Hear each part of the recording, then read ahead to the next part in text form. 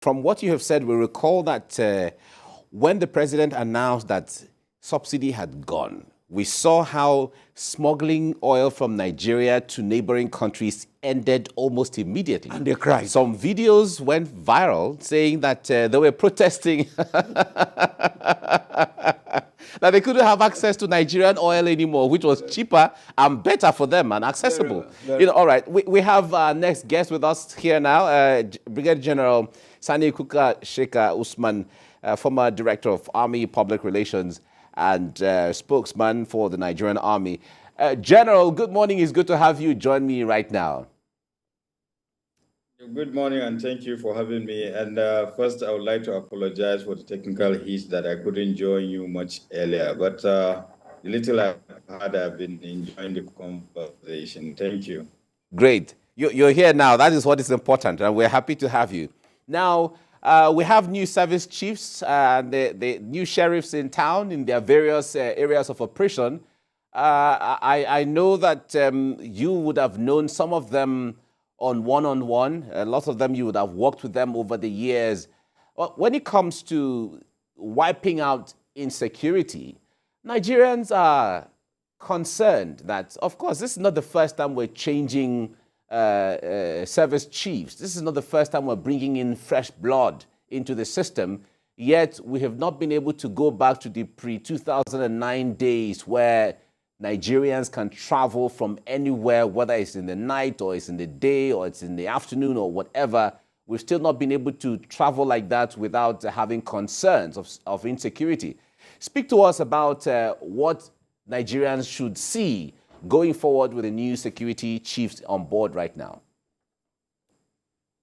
Thank you, Ben. And I know that there's high expectation, but I like what the last speaker was saying as regards to the security challenges, and what brought about their escalation up to the point. And there are several other factors that we have to look at when we are making expectation on the part of this security chief, simply because some of the security challenges that we have, they are rooted into issues of governance. And remember that the approach to most of the security challenges was more or less like kinetic rather than non-kinetic, in the sense that we drugs the security forces, particularly the military, to the extent that, in fact, we are discussing that to what extent are we exploring and taking advantage of time-tested conflict resolution mechanism in the country before we think of bringing in security forces. Definitely, the new service chiefs, right from the Chief of Defense Staff up to the other service chiefs, including the Chief of Defense Intelligence, there are people that are well-trained, well-experienced. I've had the privilege of working directly or indirectly with almost all of them. So I've known them for the years they have been in the military. You can be rest assured that they are going to perform creditably well.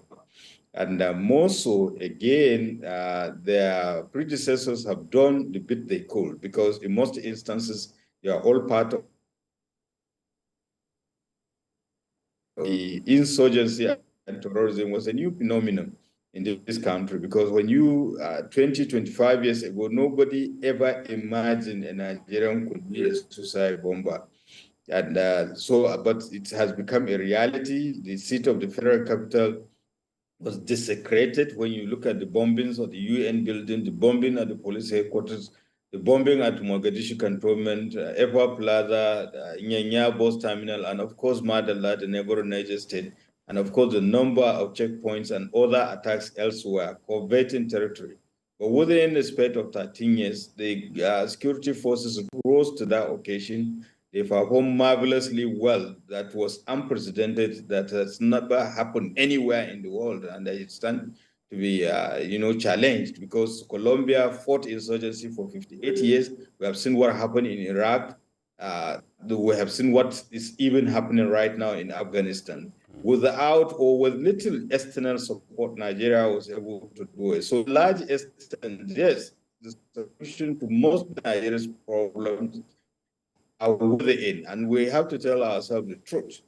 And by telling ourselves the truth, we look at security as a collective security agencies so that they can optimize and wipe out the security, as you say so. But of course, it is not easy.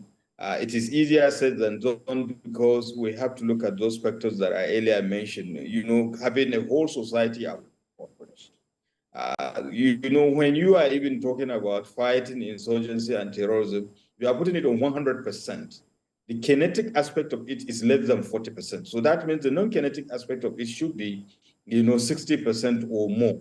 So who are those people that are doing 60%? The whole society has a role to play.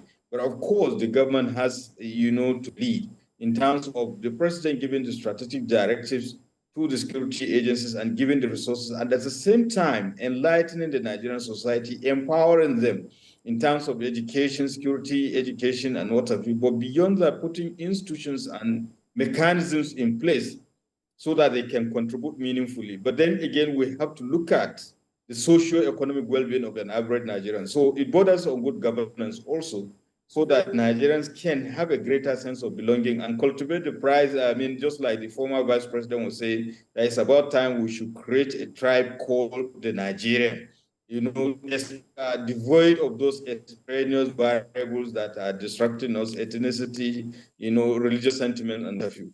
So with that sense of direction and not dabbling, mixing security issues with politics and what have you, I can rest assure you the new security chiefs will do marvelously well and they will deliver beyond expectation. But of course, we have to think of all those issues.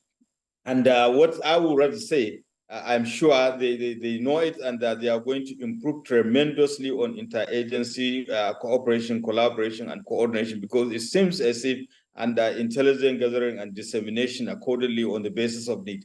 I think those are the points that they need to improve upon. But beyond that, they need the overwhelming support and understanding, encouragement of the Nigerian society. And that is why even the media itself has a role to play. You see screaming headlines, President has sacked services. Without taking into cognizance this, people have put in over 30-something years of service. They have reached the maximum, rank required, and they have stayed 2 to 3, 4 years. So yes, he has a prerogative, but I think we should be able to encourage people, not, that you don't have to use the degradative word, because tomorrow the other person will also say, oh no, all the effort that we're doing, nobody's appreciating it. And that is where the public support comes into being. And that is why when you are even making comparison, Nigeria, despite the fact the level of development varies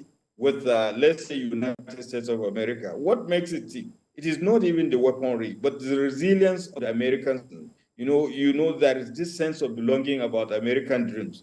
So what is Nigeria's dream? Beyond we, the people, at the preambles of the Constitution, what else do we aspire to be? And what are those things that we are putting in place? And what are the sacrifices beyond the privileges that we enjoy as citizens? And of course, people in position of authority. If you have privileges, you have responsibilities and duties to perform. And by the time people are doing that, I believe it will make it much, much easier for the security chiefs to do the best they could and to reach that period, those years before the 2009 that you are talking about. All right.